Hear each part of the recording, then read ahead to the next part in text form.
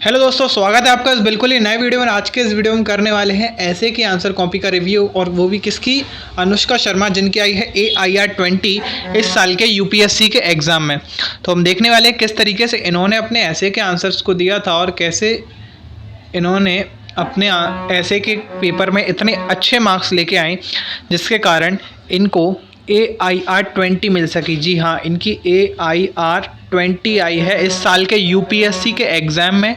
ठीक है, तो हम देखेंगे किस तरीके से इन्होंने अपने आंसर्स को लिखा था और कैसे आप अपने आंसर्स को लिख सकते हैं। ठीक है, और एक और मैं जनरल एडवाइजरी देना चाहूँगा यार। आज एक्चुअली मैं थोड़ा कुछ बाहर आया था काम से, इसलिए आप पीछे बैकग्राउंड में जो कुछ नॉइज़ हो उसको आप अवॉइड कीजिएगा। ओके, सो देखते हैं आगे किस तरीके से इन्होंने अपने आंसर्स को दिया था। ऐसे के पेपर को मैं इसको रिव्यू करने से पहले आपको कुछ जनरल बातें बता दूं। ऐसे के पेपर में जनरली दो पार्ट होते हैं, दो पार्ट नहीं, एक्चुअली दो ऐसे आपको लिखने होते हैं, है ना। और एक पार्ट में आपको 1 2 3 4 ऐसे होते हैं, उन चार में से कोई भी आपको एक करना पड़ता है।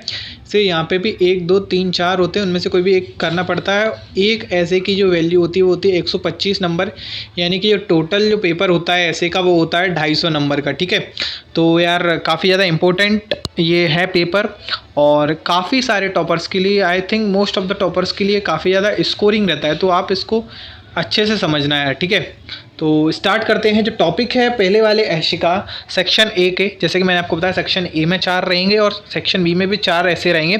उन 4 में से कोई भी हमको एक डिसाइड करके अपने हिसाब से करना पड़ेगा। ठीक है, तो destruction breeds creation, if something false apart that leaves room for a new beginning. ठीक है, तो ये क्या है? ऐसे है, ऐसे का टॉपिक है। तो यार आपको यार एक चीज़ समझ में आ रही होगी, आपने और भी कई सारे और टॉपर्स के ऐसे के आंसर कॉपी देखे होंगे यार, मॉक्स देखे होंगे। तो यार ऐसे का जो लेवल है यूपीएससी में यार, वो एकदम कुछ काफ़ी हद तक अगर अपन ठीक से सोचे तो एकदम ऐसा है कि कोई भी कोचिंग प्रेडिक्ट नहीं कर सकती। No coaching can predict that which type of essay can be asked in the UPSC exam. Okay, so this is how. So start करते हैं। Years ago a young UPSC civil service aspirant was preparing for the exam, है ना, whole heartedly but despite. अच्छा, इसको start करने से पहले मैं आपको कुछ जनरल बातें बता दूँ। तो देखो, ऐसे को आपको लिखने से पहले कुछ बेसिक टर्म्स होते हैं। बेसिक टर्म्स मतलब यार ऐसे को आप स्टार्ट करो तो किसी स्टोरी से कर सकते हो, किसी कोड के साथ कर सकते हो, किसी डाटा के साथ कर सकते हो, पर डाटा सबसे कम चांसेस, मतलब सबसे कम प्रेफर मैं करूँगा डाटा को। ऐसे में आप डाटा कम से कम रखें। ऐसे में कुछ आपका डाटा का रेशियो ऐसा होना चाहिए 75% थ्योरी और बाकी जो 25% है वो आपका डाटा होना चाहिए। ठीक है, तो यहाँ पे जैसा आपको दिख रहा होगा यार, यहाँ पे इन्होंने एक स्टोरी का यूज़ किया, और वो स्टोरी भी किस पे डिपेंड कर रही है? एक सिविल सर्विस एस्पायरेंट के ऊपर ये एक स्टोरी है। ठीक है, और aspirant was preparing for the exam wholeheartedly but despite multiple attempts he could not give his service preference despite facing fasting failure. ठीक है, तो इस तरीके से इन्होंने अपनी स्टोरी को फ्रेम किया है। ठीक है, यूपीएससी एस्पायरेंट के ऊपर इन्होंने एक स्टोरी बना रखी है। अब ये स्टोरी कैसे आपके मन से कुछ भी बना दो? कुछ नहीं, आप जो इस ऐसे से समझे हो या आप जो बात अपने ऐसे में आगे रखोगे अपनी बातों से, उसको आप इस स्टोरी के थ्रू बता सकते हो। That is the philosophy behind writing with starting with a story. ठीक है, सो this is the philosophy behind beginning with a story. And यार मैं सजेस्ट करता हूँ यार कि अगर हो सके तो स्टोरी यार बेस्ट तरीका होता है ऐसे को बिगिन करने का। ठीक है, तो he did not lose hope the he practised law and worked as a public servant in the form of a legislature. ठीक है, based on his progress he became the president of India. The story is about, sorry यार गलती से हो गया, ठीक है ना। The story is about none other than our respected President Shri Ram Nath Kovind. So this story is about Ram Nath Kovind. Have you ever read about Ram Nath Kovind, sir? यार आप उसके बारे में, आप उनके बारे में पढ़ना एक बार, काफ़ी ज़्यादा आपको इंस्पायरिंग और एक मोटिवेशन वाली स्टोरी आपको लगेगी। जो आप मोटिवेशन ढूंढते रहते हो ना, और आपको मोटिवेशन कुछ देखने को मिल सकता है शायद। ठीक है, तो despite life not turning out as he expected, he did not fret over his failures. He used it as a stepping stone towards his success.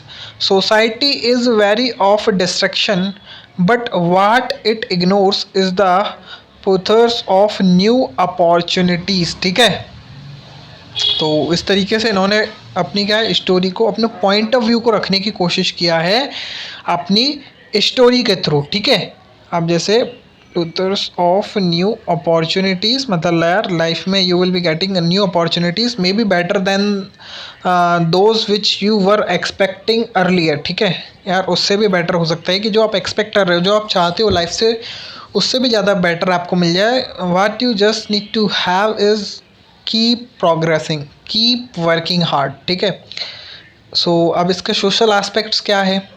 Social aspect, अच्छा देखो, किसी भी यार यूपीएससी का आंसर लिख रहे हो, मैं आपको एक ट्रिक देता हूँ यार। कुछ लोग सोचते हैं किन किन बेसिस पे आंसर लिखना होता है।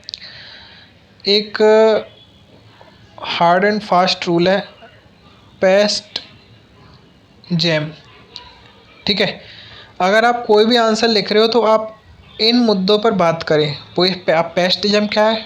Polity, economy, society, technology, geography, economy. ठीक है, और this is none other than, इसका मतलब आप बताओगे यार, मैंने सबका मतलब बता दिया, अब एम का मतलब आप बताओगे मुझे। ठीक है, क्या हो सकता है आपके हिसाब से एम का मतलब? लेकिन उससे पहले हम स्टार्ट करते हैं, क्योंकि यार आपको 9-10 मिनट में मुझे सारी चीज़ें बतानी है। ठीक है, तो इंडिया हम्बल बिगिनिंग्स। अब India also has seen growth despite several destructive practices such as communalism, economic subversion and failure of economic ideologies. Despite failure, India has worked hard to get something positive from the negative beginnings. On the eve of 1947, India is struggling to curb the rising communal sentiments across the subcontinent. What concluded in partition of India and Pakistan, yeah, that was I think one of the biggest वो of India. सबसे बड़ा दुख मुझे लगता है are partition with Pakistan यार। अब आप में से पता नहीं कितने लोग इस चीज़ को मानते हो, बट आप मुझे कमेंट बॉक्स में बताना इसके बारे में। बाकी हम आगे देखते हैं, दूसरा वाला ऐसे देख लेते हैं, इसमें आपको समझ में आएगा सोशल इकॉनमी कैसे। हमने कई सारे मुद्दों पे यहाँ पे अपने एग्जाम्पल्स के थ्रू बात की है। ऐसे में यार एग्जाम्पल आपकी एक अहम भूमिका निभाते हैं, सो आप एग्जाम्पल दे सकते हैं, that creates a good impression on the examiner. Okay, so this is our section B का ऐसे जो इन्होंने प्रेफर किया। एक्चुअली यहाँ पे 4 ऐसे होंगे क्वेश्चन पेपर के अंदर, लेकिन इन्होंने इस वाले ऐसे को लिखना प्रेफर किया है। सो देखते हैं किस तरीके से इन्होंने अपने आंसर्स को लिखा है। ठीक है, a young king once ruled the Indian subcontinent based on a pendant for innovating he look some drastic measures without consulting his advisors. He moved his capital from Delhi to, ये क्या है, अरे दौलताबाद। ठीक है, he started using a token currency to pay his soldiers and instead of taking a safer defensive stance he look offensive steps। ठीक है, towards foreign invaders this king is अच्छा एक चीज़ आपने देखी, इस टॉपर ने, अनुष्का शर्मा मैम ने क्या किया, अपने दोनों ही ऐसे इसमें किसका यूज़ किया है अपनी बात को रखने के लिए? None other than a story formation. ठीक है, तो मतलब स्टोरी फॉर्मेशन यार एक अच्छा तरीका होता है अपने आंसर्स को कन्वे करने के लिए, स्पेशली इन ऐसे। ठीक है, तो मैं भी यही चीज़ सजेस्ट करूँगा। बाकी आपको अगर वीडियो अच्छा लगा हो तो इसको आप लाइक करें। ठीक है, और चैनल को, अगर आप नए हैं चैनल पे, तो इसको सब्सक्राइब करना ना भूलें। ठीक है, और मिलते हैं अगले वीडियो में, तब तक के लिए बाय बाय।